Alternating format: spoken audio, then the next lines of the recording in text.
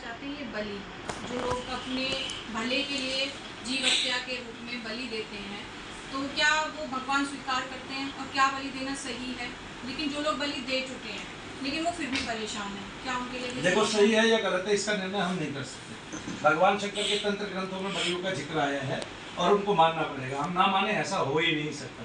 पहली बात ये है। लेकिन उस बलि के प्रकार हैं, तमस है, रजस है और क्या कहते हैं सत्व। तो जो सत्व गुणधारी है या रजोगुणधारी है वो वैसी बलि देता है, जो तमोगुणधारी है वो वैसी बलि देता है। जैसे पापी के मन में पाप करने की कल्पना आएगी, सात्विक के मन में हमेशा जो है ना सत्व धारण करने के मन में आएगी, और रजोगुणी के मन में भगवान की बातें आएंगी सत्वगुणी के मन में, और रजोगुणी के मन में ये आएगा कि मैं यज्ञ करूं और भगवान से खूब यश और ऐश्वर्य प्राप्त करूं। तो जो जैसी बलि देगा ईश्वर को वैसी बलि वो ग्रहण करते हैं, ऐसा नहीं है। लेकिन अब ये हमारे ऊपर बात है, ठीक है, हम विशुद्ध रूप से तांत्रिक बनना चाहते हैं, मांत्रिक बनना चाहते हैं या यांत्रिक बनना चाहते हैं। तब आप मान लिया मांत्रिक बने, तब आपको ईश्वर के अलावा कुछ सोचता नहीं है। दरअसल समस्या निगेटिविटी की है। निगेटिविटी जब तक नहीं निकालोगे आदमी को भक्त नहीं बनाया जा सकता, और वो हमेशा भक्त ही रहेगा। क्योंकि अगर निगेटिविटी आप पे भारी है तो जितना भगवान का नाम लोगे उतना वो चीज दबाव मारेगी। वो कुपित वायु है, मलिन वायु है, और उसको 5 प्रकार से काम करती है, ठीक है। वो देव दोष के रूप में, श्राप के रूप में, पितृदोष के रूप में, अप्रेत दोष के रूप में ऐसे काम करती है वो आपके शरीर में, और आपको हमेशा दर्द करती है और अनेक रोगों को उत्पन्न करती है, जिससे आप लोगों का कष्ट बढ़ता चला जाता है। तो अब जो बलि देते हैं वो बलि कई प्रकार की देते हैं। जो तामसिक लोग हैं वो क्षेत्रीय देवताओं की बलि देते हैं, उसके लिए मना नहीं किया गया है।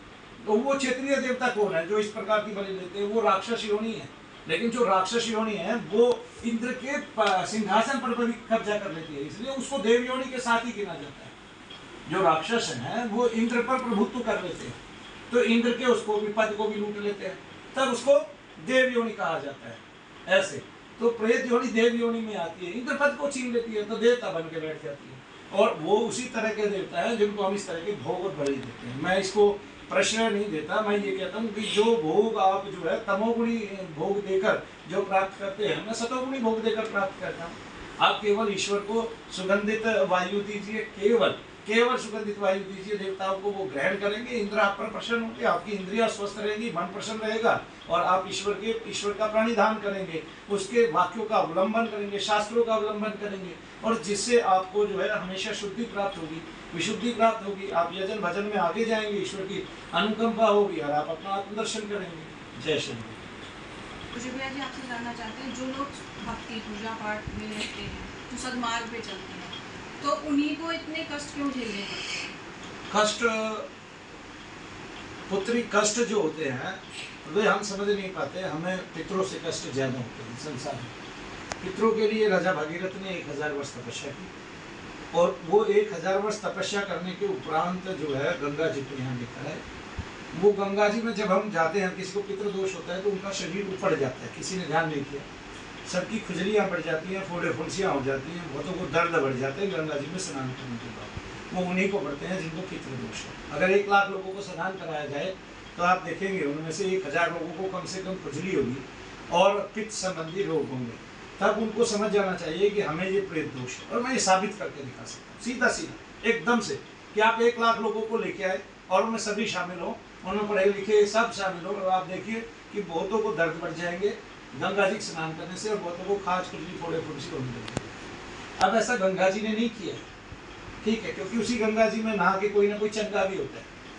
ऐसा गंगा जी ने नहीं किया, ये हमारे घरों में दोष है। तो वो दोष जो है वो शरीरों में आते हैं। तो कोई भी भक्त बनता है तो पहली जिम्मेवारी उसकी पितृ को उत्थान करने की होती है। वैसे भगवान कहते हैं अगर मेरा भक्त कहीं होता है, मतलब जब वो पूर्ण रूप से भगवान का विशुद्ध रूप से विशुद्ध मन से भगवान का भक्त हो जाता है, तब उसका जीवन सार्थक हो जाता है, और जो उसकी भक्ति बढ़ती जाती है क्यों, तो उसके पितृ जो है वो मुक्ति पाते जाते हैं। तो प्रत्येक पितृ आके उसके आसपास से गुजरेगा।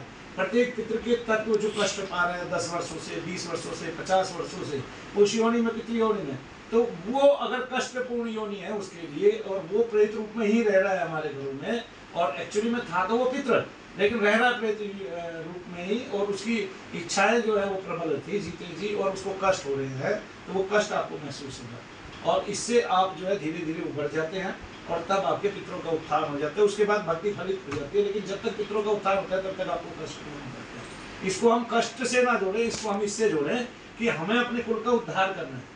इसलिए मैं बहुत सारे बच्चों को यहाँ पे रखता हूँ कि आप यहाँ रुकिए, अपना सफलतम इलाज कराइए, इससे आपका परिवार ठीक होता है। तब होता क्या है कि हमने अगर घर में 8 आदमी बीमार है, एक आदमी यहाँ है, तो 7 को वहाँ दर्द कम होते चले जाएंगे, उनकी बीमारियाँ ठीक होती चली जाएगी। ये क्या करिश्मा है, चमत्कार है? नहीं, वो तत्व खिंच के उनमें से यहाँ आने लगेगा। ठीक है, तो वेदांतिक आदमी ऐसे नहीं समझेगा, वो तब समझेगा जब कोई पीड़ा में घर उसका होगा, वो मनु भैया के पास आएगा और वो खुद प्रेस्क्राइब करेगा, आप आइए। और जब मनु भैया उसका यज्ञ करेंगे तो वो इस बात को देखेगा, हाँ जो कहा वो सत्य हो। तो जो सत्य को परख लेगा एक बार, वो फिर कभी इन बातों को ना माने, अस्वीकार कर दे, ऐसा हो ही नहीं सकता। ठीक है ना? तो जय शनिदेव। सबको हमारी बातें अच्छी लगी होंगी, आप इसको प्राणपन से जो है ग्रहण करेंगे और ये भी देखेंगे सत्य सत्य होता है, वो असत्य कभी नहीं किया जा सकता। और ये सब बातें सत्य हैं, भूत प्रेत एक सत्य है, वो असत्य बात ही नहीं कभी भी। प्रेतोन्माद अभी मेरे पास यहीं पे ग्रंथ रखे हुए हैं। ठीक है, और ऐसा नहीं है कि महात्मा बुद्ध ने इनको नहीं माना है। प्रेत वत्थु तो उनकी एक पुस्तक है, वहां पर रखी हुई है मेरे पास, और ऐसे जो है कई पुस्तकें उनकी हैं जहाँ पे प्रेत की कहानियाँ लिखी हुई हैं। और बोधि यानी कि बोधित्व प्राप्त, बोधिसत्व प्राप्त आचार्यों की हैं और उनके मठों से जो प्रकाशित होती हैं और वो चलती हैं। ठीक है, आपने पीछे भी फियर फाइल्स में एक घटना देखी होगी जहाँ पर बौद्ध जो है वो एक लड़की के प्रेत को निकालते हैं, एक लड़की की माँ के प्रेत को निकालते हैं। वो विदेश से आती है और उसकी माँ उल्टे हाथ करके चलती है और वो कैमरे में सारी चीज़ें रिकॉर्ड हो जाती हैं। तो एक्चुअली में अगर कथा है, और आपने देखा होगा फिल्मांकन में कुछ मनोरंजक बना दिया जाता है, लेकिन कथा तो थी, तभी तो ऐसा फिल्माया गया। तो कोई ना कोई कहानी होती है जो हमें बताई जाती है। तो इस प्रकार से आप देखते हैं तो भूतों के, प्रेतों के कई प्रकार के आकार हमें दिखाई दे जाते हैं। वरना तो ये मलिन तेज के रूप में, काले बिंदु के रूप में शरीर में स्थापित होते हैं। पहले कहीं कहीं घूमते हैं, फिर पूरे शरीर में दर्द रूप में बढ़ जाते हैं। पहले कहीं कहीं दर्द होता है और उस दर्द को हम डॉक्टर को दिखाते रहते हैं, तब डॉक्टर उसका कोई पार नहीं पा सकता और वो कभी जाता भी नहीं है। तब डॉक्टर उपाय करता रहता है, किसी को माइग्रेन बता दिया, वही दर्द घूमता रहता है। सर में आया माइग्रेन बता दिया, कंधों पे गया सर्वाइकल बता दिया, पेट में आया तो अनाम्य रोग बता दिए, और जब वो ठीक नहीं हुआ ऑपरेशन करने के बाद भी तो कहा अब आराम कर लो।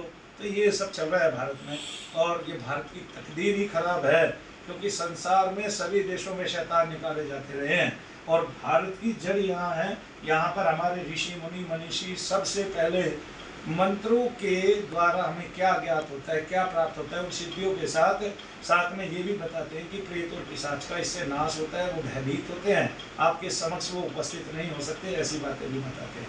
तब हम क्या माने, ऐसे में भ्रमित होते हैं। लेकिन जब हम मनु भैया को सुनेंगे, गौर से देखेंगे और करते हुए देखेंगे और वीडियो में देखेंगे, तब आपको पता चलेगा कि कोई व्यक्ति बहुत सत्य नहीं बोल सकता है और उसके सत्य को आप आकर शनिधाम में परख सकते हैं। जय शनि।